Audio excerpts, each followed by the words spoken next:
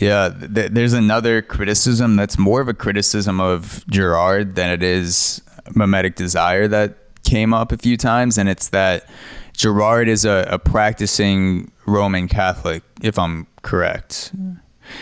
And I was raised Catholic. I went to Catholic high school, and so for me, I know how much of Catholicism relies on blind faith and relies on believing in the mystery. And there's also sometimes at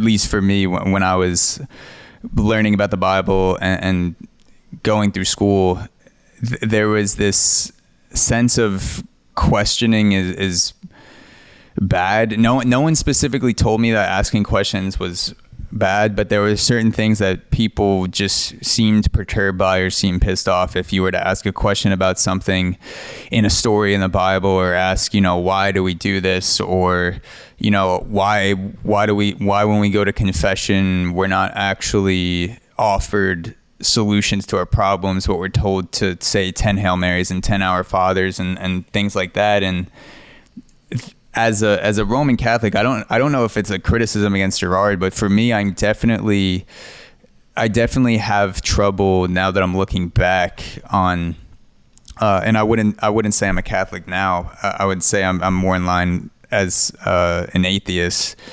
I definitely have trouble or seem almost surprised by Girard's questioning of his generation of mimetic desire seems to come from there's a missing space in what people want, and there's a gap in desire, and we don't yet have a full explanation for it. And mimetic desire seems like a way and a theory that he had to fill that gap. But in Catholicism, so much of the gap in what we see is chalked up to it's the mystery of God, or you have to have faith. So for me, I'm wondering, what you think about Girard's theory of mimetic desire as an offering to fill our understanding and deepen our understanding, when in Roman Catholicism that is not always the case. And in my experiencing, like, deepening of your understanding can actually go against your faith. So Girard was Roman Catholic, and that's actually one of the reasons why I think he never made it outside or never became more well known, because that, like, a lot of academics held that against him and didn't take him seriously because of that. So I think I think it's important to, like, take people's ideas as the ideas themselves, and not make it an ad hominem argument against the person. So, and that's one of the things I'm trying to help him out a little bit here with the book. The irony is that I'm also Catholic. That's the funny part. And so my experience was interesting in that I think I experienced some of what you experienced. And then, like, almost like many people do, I went away to college and totally left it behind.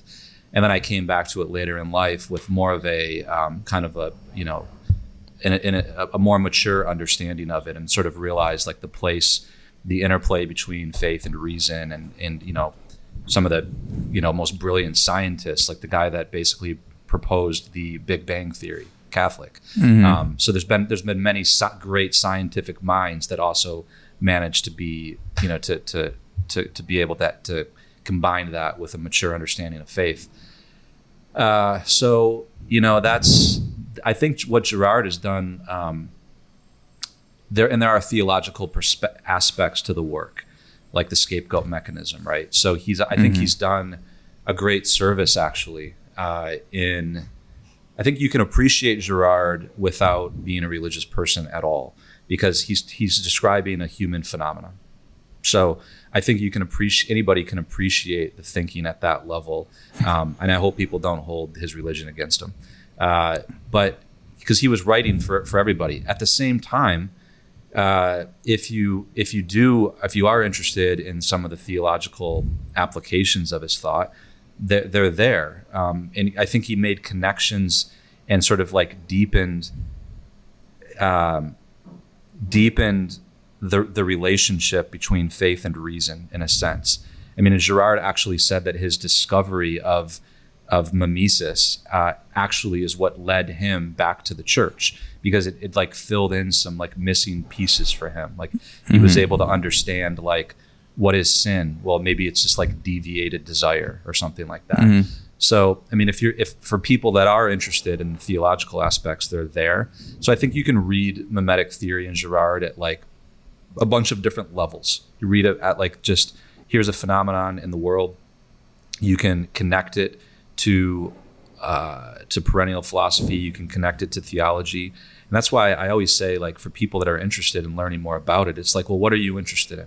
Like, if you're interested in like the theology of sacrifice, then there's a lot in Girard about that. And I'd recommend reading a book like Violence and the Sacred. If you have no interest in that, then there are really good insights about literature, like read his book, Deceit, Desire, and the Novel. So that's one of the reasons why I like Girard, is like there are a bunch of different layers to him, and you kind of peel him back like an onion.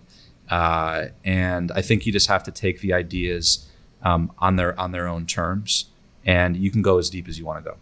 What brought you back to the Catholic Church? Because I'm interested, because I was in the same boat where I went to Catholic high school. I was raised Catholic, and then I went to college and basically was like, screw this shit. I'm going to do whatever I want, and I don't want to feel guilty about it. And so I wasn't thinking about the church at all.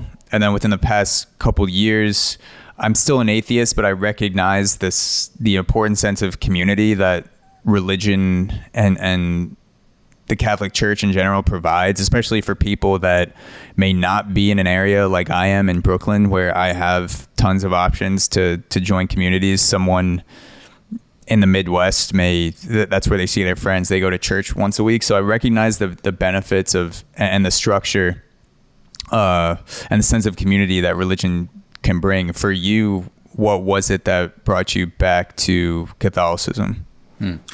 Two main things. I think that I had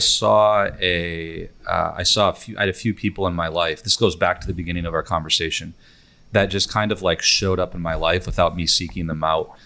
One was a lawyer and one was a priest. I just kind of like ran into these guys. And I would say that they're both incredibly virtuous would be one way to say it. But I would dare say like they struck me as being like holy, if that makes sense, right? Like they had like this real, like always cheerful, just like extremely charitable, good at what they did. It's like the lawyer was a fantastic lawyer, but he was also he was a practicing Catholic. And I was like, oh, that kind of like messed me up a little bit. I'm like, huh.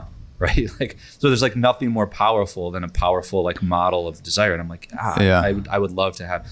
So that was one thing. And then I think I hadn't been exposed to the rigor of the Catholic intellectual tradition when I was in high school.